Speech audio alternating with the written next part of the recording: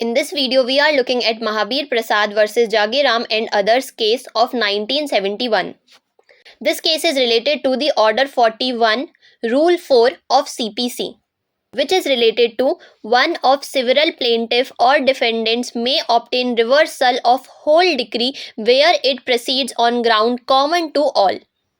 Where there are more plaintiff or more defendants than one in a suit and the decree appealed from proceeds of any ground common to all plaintiffs or to all defendants, any one of the plaintiffs or of the defendants may appeal from the whole decree, and thereupon the appellate court may reverse or vary the decree in favor of all the plaintiffs or defendants as the case may be. तो CPC का order 41 rule 4 ये कहता है कि जब किसी case में एक से ज़्यादा प्लेंटिफ या एक से ज़्यादा डिफेंडेंट है और उन प्लेंटिफ में से कोई भी एक प्लेंटिफ या कोई भी एक डिफेंडेंट होल डिग्री के अगेंस्ट अपील करता है ऐसे ग्राउंड पर जो कि सारे के सारे प्लेंटिफ्स या फिर सारे डिफेंडेंट्स के लिए कॉमन है, और इस अपील के बाद एपीलेट कोर्ट यदि फाइनल डिक्री में कोई भी बदलाव करता है या उस फाइनल डिक्री को पूरी तरह से बदल भी देता है, तो ऐसा बदलाव सारे के सारे प्लेंटिफ्स और डिफेंडेंट के फेवर में होता है। तो भले ही यहाँ पर बहुत सारे प्लेंटिफ्स इन्वॉल्व हैं और उन प्लेंटिफ्स में से सिर्फ एक प्लेंटिफ ने ही उस डिक्री के अगेंस्ट अपील की है, और अपील में जो भी जजमेंट आता है, जो या तो वो उस ऑर्डर को रिवर्स कर देते हैं या उस ऑर्डर में कोई भी बदलाव कर देते हैं, तो वो जो बदलाव है या वो जो रिवर्सल है वो सिर्फ और सिर्फ उस एक प्लेंटिफ के लिए नहीं है, बल्कि वो सारे के सारे प्लेंटिफ्स और डिफेंडेंट्स के फेवर में बदलाव हो जाता है। Facts of the cases are, Jagiram और दो दूसरे डिफेंडेंट्स लेसीज होते हैं एक सर्टेन प्रॉपर्टी के, जो कि बिलोंग करती है महावीर प्रसाद, उनकी मदर गुणवंती देवी और उनकी वाइफ सरोज देवी को।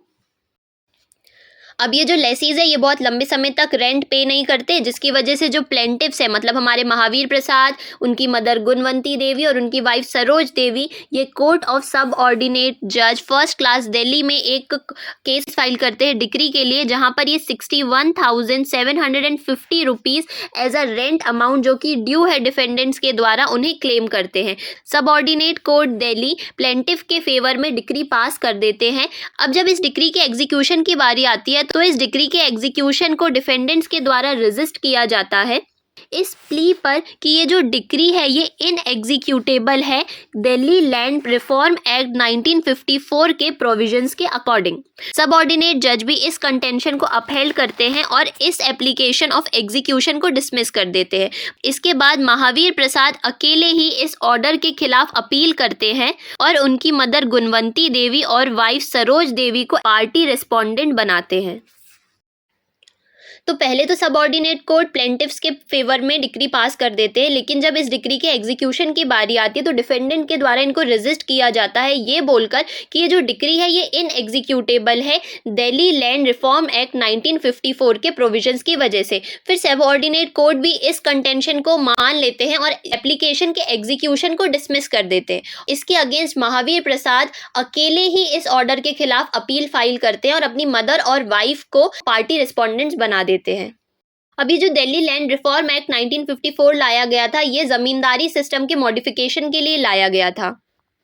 अब क्या होता है कि अनफॉर्चुनेटली सरोज देवी जो कि महावीर प्रसाद की वाइफ है उनकी 1962 में मृत्यु हो जाती है, और महावीर प्रसाद अपील करता है कि जो उनकी वाइफ सरोज देवी का नाम है वो रिस्पोंडेंट से हटा दिया जाए, और हाई कोर्ट भी एप्लीकेशन को ग्रांट करते हुए ये ऑर्डर दे देते हैं subject to all just exceptions. फिर फाइनली हाई कोर्ट इस अपील को डिसमिस कर देते हैं ये कहते हुए कि जो सरोज देवी के लीगल रिप्रेजेंटेटिव्स हैं इनको प्रिस्क्राइब्ड पीरियड ऑफ लिमिटेशन के अंदर रिकॉर्ड पर नहीं लाया गया है, जिसकी वजह से ये अपील पूरी तरह से अबेट कर दी जाती है। तो यहाँ पर केस के चलते चलते ही सरोज देवी की मृत्यु हो जाती है, और इसके बाद महावीर प्रसाद उनके रिस्पोंडेंट से नाम हटाने के लिए एप्लीकेशन फाइल करते हैं और हाई कोर्ट इस एप्लीकेशन को मान भी लेती है। लेकिन क्योंकि महावीर प्रसाद उनके लीगल रिप्रेजेंटेटिव्स को लिमिटेशन एक्ट के अंदर लिमिटेशन पीरियड्स के अंदर रिकॉर्ड्स में नहीं ला पाते, तो इस वजह से हाई कोर्ट इस पूरी की पूरी अपील को अबेट कर देती है। अब हाई कोर्ट के इस ऑर्डर के against Mahavir Prasad Supreme Court of India में अपील फाइल करते हैं with the certificate granted by the High Court of Punjab. Judgment of the case. High court जब अपना डिसीजन देते हैं तो वो Rameshwar Prasad versus Shyam Bihari Lal Jagannath and other case पर रिलाई करते हुए डिसीजन देते हैं।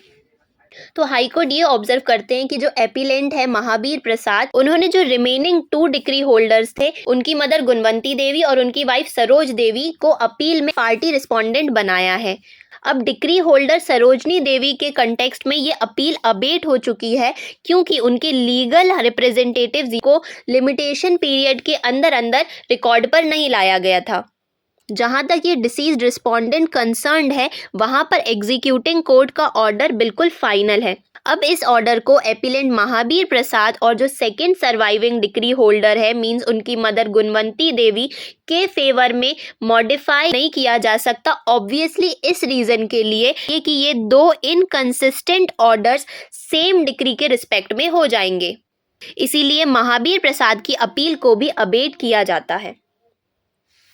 तो सेम ही डिक्री में 2 अलग अलग ऑर्डर, 2 इनकंसिस्टेंट ऑर्डर हो जाने की वजह से पूरी की पूरी अपील को अबेट किया जाता है। अब ये 2 इनकंसिस्टेंट ऑर्डर्स क्या है? एक तो जो ये डिसीज रिस्पोंडेंट है मीन सरोज देवी, क्योंकि इनके हायर्स या फिर लीगल रिप्रेजेंटेटिव्स को लिमिटेशन पीरियड के अंदर अंदर रिकॉर्ड्स में नहीं लाया गया है, तो इनके लिए तो ये अपील पूरी तरह से अबेट हो चुकी है और इस रिलेशन में कोर्ट का ऑर्डर फाइनल है। अब अगर महावीर प्रसाद या फिर जो सेकेंड सर्वाइविंग डिक्री होल्डर है उनके फेवर में अगर इस ऑर्डर को बदला जाता है या फिर कोई मॉडिफिकेशन किया जाता है तो यहाँ पर 2 इनकंसिस्टेंट ऑर्डर एग्जिस्ट करेंगे सेम ही डिक्री के अंदर, जो कि सही नहीं है। इसलिए महावीर प्रसाद की अपील को पूरी तरह से खत्म कर दिया जाता है, अबेट कर दिया जाता है।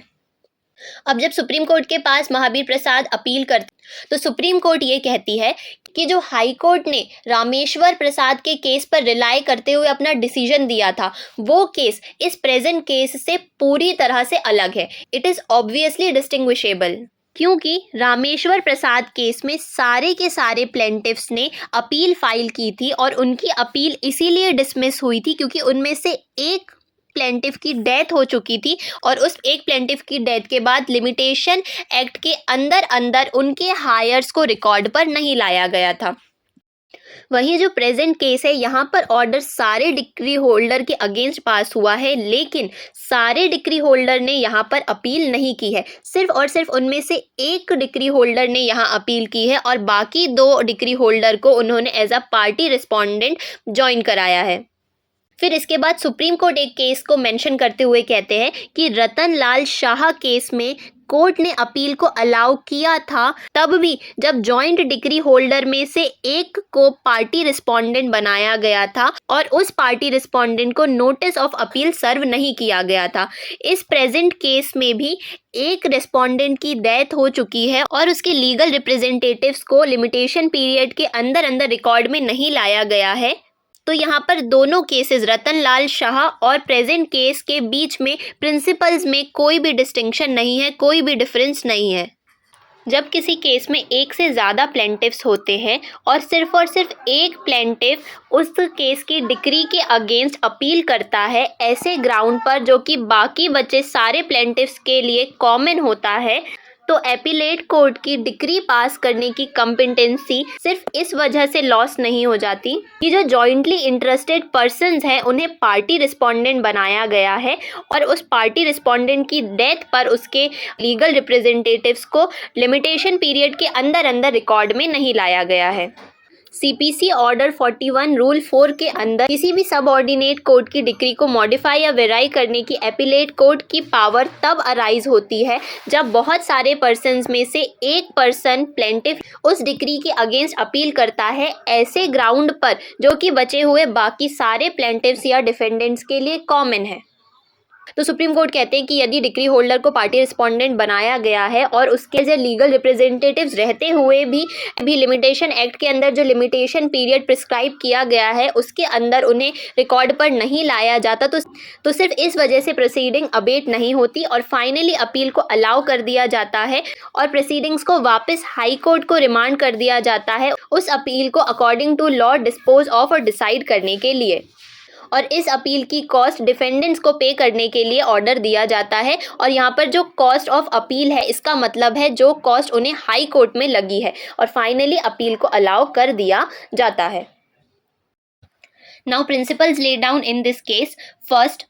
जब किसी सूट में एक से ज़्यादा प्लेंटिफ्स या डिफेंडेंट्स होते हैं और उनमें से सिर्फ एक प्लेंटिफ सबऑर्डिनेट कोर्ट के ऑर्डर के अगेंस्ट एपिलेट कोर्ट में अपील फाइल करता है, तो एपिलेट कोर्ट की डिक्री पास करने की कंपिटेंसी सिर्फ इस वजह से लॉस नहीं हो जाती कि जो बचे हुए जॉइंटली इंटरेस्टेड पर्सन्स हैं उन्हें पार्टी रिस्पोंडेंट बनाया गया है, और ऐसे पार्टी रिस्पोंडेंट की डेथ पर उनके हायर्स या लीगल रिप्रेजेंटेटिव को लिमिटेशन पीरियड के अंदर रिकॉर्ड में नहीं लाया गया है। सेकेंड, सीपीसी के ऑर्डर 41 और रूल 4 के अंदर एपिलेट कोर्ट की पावर के अंदर सब ऑर्डिनेट कोर्ट की डिक्री को मॉडिफाई या फिर वेरी करने की एपिलेट कोर्ट की पावर तब अराइज होती है जब बहुत सारे डिक्री होल्डर्स में से एक डिक्री होल्डर भी उस डिक्री के अगेंस्ट एपिलेट कोर्ट में अपील करता है, ऐसे ग्राउंड पर जो कि बाकी सारे बचे हुए डिक्री होल्डर्स के लिए कॉमन है। थर्ड एंड लास्ट, जब जॉइंट डिक्री होल्डर्स को पार्टी रिस्पोंडेंट बनाया जाता है और उनकी डेथ पर उनके लीगल रिप्रेजेंटेटिव्स को लिमिटेशन पीरियड के अंदर रिकॉर्ड पर नहीं लाया जाता, तो सिर्फ और सिर्फ इस वजह से प्रोसीडिंग अबेट नहीं होती।